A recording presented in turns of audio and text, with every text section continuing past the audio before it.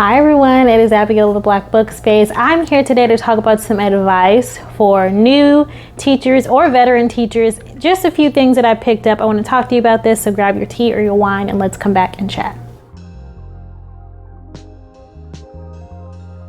Yes, I realize this video is a little different today. Normally we talk about business advice, but since I am both an entrepreneur, I run a company, and I am an elementary school teacher, I wanted to talk about some things that I have recently learned that were on my heart that I wanted to share. So first of all, the first piece of advice that I would give to any teacher is to ask more questions. I was recently in a situation where, long story short, I did not feel that the school was a good fit for me.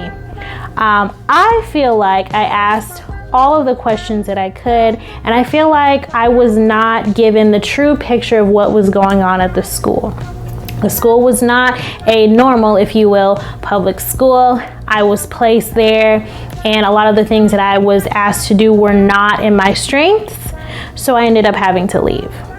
That is okay. I want you to know that if you are dealing with any guilt surrounding having to leave a job, you need to let that guilt go. Unless, of course, you were in there doing something wild and illegal, like punching people in the throat, although, you know, sometimes it can be warranted. Just kidding. Or, you know, taking things or something like that. Obviously, we know right from wrong. But if you were doing your best, you came in with an open heart and you were ready to work, and you were misled about what would be going on there and you had to leave, then that was for the best, and that is okay. So my first piece of advice really is to ask more questions so that you know that it's a good fit for you too. When we're in an interview, I think it's important to interview the interviewer. Ask that person questions. Who handles behavior here? Are the children held to a high standard? What are the biggest struggles that you find with parents? Is there parent involvement at the school? Is there a spelling bee? Are there extracurricular activities? These are some of the things that I ask when I'm given the chance to ask some questions. There's never going to be a space when I'm in an interview and they're like, so, do you have any questions? I'm always going to say, well, actually, yes, I do. And I will have a whole list of them because it's important. You're interviewing each other because you're entering into a relationship, a business relationship, and you want it to work well for both parties. So don't be afraid to ask questions. Two, as teachers, we really need to demand more respect. So it's a well-known fact that teachers are not paid as much as some people out here. And for many people, it's just not a livable wage. That's not okay. That's bad enough. But when it comes to certain things, I think we take a lot more than we should. I had several instances in the past, very recent past, where I was cursed at by a student and just talked to as if the child had completely lost their mind. And because I did not want to lose mine too, I decided to go. Many people are able to deal with, I'm not gonna say that. Many people decide that they can deal with something like that. And that's okay. I think that there are certain people who have a very high tolerance for certain things, and because this is their job and this is what they're wanting to do, they can take that in. That person is not me, and that's what I learned in the past couple of weeks. I demand respect.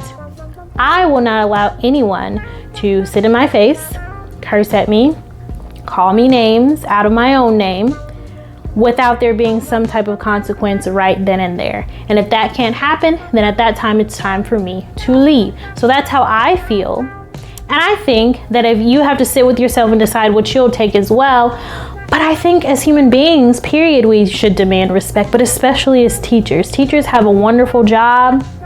They bestow wisdom upon those younger than them or those without the knowledge that they have, whether you're a college professor all the way down to pre-kindergarten. You're giving people knowledge. You're believing in people. Therefore, you should be respected. And respect goes both ways. I'm not saying that I was in class cursing at people, so there's no way in hell I was going to sit in a classroom and allow somebody to do it to me. So I'm saying, teachers out there, yes, teachers are in high demand. And even if they weren't, that does not mean that you don't demand respect for yourself. Just because we're not getting paid the livable wage that we need to be getting paid, And because teachers are not respected everywhere, that doesn't mean we have to allow that. You should demand respect. You should speak up for yourself. It is very important. That if you're not doing that, that often causes people to be burnt out. Don't allow anybody to walk over you just because you're a teacher. It's a job that honestly is in very high demand, although it isn't respected very well. Tip number 3 is definitely going to rub some people the wrong way, and that is completely fine. It is the fact that you are not a superhero. I am a human being. You are a human being. You're a teacher. That's fantastic. That's commendable. I personally do not like being compared to a superhero simply because superheroes are not well loved in most of their movies in the beginning. Okay, they're out there fighting crime. Normally the people that they're fighting crime for are upset at them for breaking down buildings and doing this and doing that. They also do not get paid. I don't want to be a superhero. I want to just be a regular human being, which is a wonderful thing. Do not have any superpowers to magically make this child behave better in class when they don't behave in another. No, and I don't think those types of things should be placed on teachers. I feel that when we're likened to things like superheroes and magicians and things like that, which I'm all about the law of attraction, so there's a time and a place, but when we're likened to those things in our jobs, it puts more pressure on us to do things and make them appear perfect to me. And when they're not, things are blamed on us. So in my opinion, my life over here, I don't like being called a superhero. I would just suggest, you determine how you feel about that on your own, but that's how I feel. So I feel that if you're going to be a teacher, be the best teacher you can be the best person that you can be, but don't try to go so far as to be likened to something that is supernatural when all you are is being a wonderful human being that you are. Tip number 4 is to stop trying to get work done at home. I know that can be easier said than done, but I think what you should do instead is make sure that you have enough prep time during the day. Paid prep time during the day. I once worked at a school that did not have any paid prep time. So guess what? I was not prepping. I wasn't going to prep. Things were just going to have to go as they were. And I don't think that's a good way to teach at all. But that's just the way it went.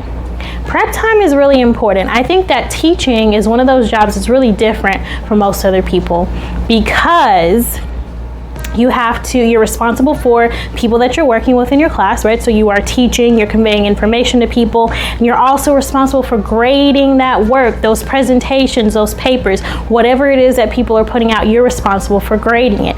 You should have time in your day to be able to grade it so that you can go home and relax and do whatever it is that you like. Teaching is different. Sometimes it seems that the only time you have is to get work done at home. As an ESS teacher, I am not writing one IEP on my off time this year. I have promised myself, I believe in the middle of last year is when I first came to that decision, because I don't like doing that. I really like my home time to be my home time and my school time to be my school time, because it's bad enough that when we work so closely with other human beings, we're always thinking about them, hoping that they're okay at home, that they're getting things done, they're getting along with their family members. We already bring that home. I don't think it's fair to us to have to bring home papers to grade as well. So that is my 4th tip. Do not bring work home with you this year. And if you must, make it really minimal. This is going to ruffle some feathers too, and that's okay. Stop buying stuff for your classroom. Schools have a budget and they can get you those pencils. They can do it. We know that teachers are not paid enough. So no, you do not have extra money to buy those cute notebooks for your classroom, but the school does, so please allow them to do it. Go up to them and ask, hey, I need some composition books. Do we have any? Do not go and buy any more composition books. Do not do it. I get it. I am probably talking to myself here too. I bought a lot of beautiful things for my classroom over the years. I have these huge pencil-like objects that have my name on them, and then one of them says, may your day be filled with joy. They're beautiful. Got them from Etsy. I was able to support a small business owner. Yes, okay. And those are things that I'll keep for years. So I'm kind of talking to myself with this too. But when it comes to certain things, I really do think schools can do a better job of making sure that they purchase things for the whole school, including online courses and things like that. So like, you know, Newsela and Paradoc and all those things, Nearpod and things like that. A lot of schools, like, you can find out, like we talked about in the beginning, asking questions. Ask them if they have a school-wide account for that, so that you're not purchasing one on your own, because there's another benefit to that. When they purchase one, obviously you're not spending the money on that, but you can also see what your coworkers are doing and how that's worked in their classroom, and you can use the same thing. Schools are communities. Workplaces are communities, and many of these workplaces can do a better job of supporting their employees. And one of the ways that we can support teachers more is by making sure their classrooms have what they need. Do not go and be like, oh my gosh, I was at Goodwill and I saw this standing desk for my students, so I don't buy that standing desk. Go back to the school and let them know that Goodwill has a standing desk that'll work great for Billy, who likes to be up in class, and they can go get it, okay? I'm just saying, I think a lot of times we put so much on ourselves as teachers that if we don't do it, then it's not going to get done. No, that's not true, because someone else can do it. And if it doesn't get done, it's okay, because you'll live to see another beautiful day. So I don't know what you're going to do today, but it better not be sitting at home grading papers or writing IEPs because you're at home. But I hope it's something that brings you joy. Bye.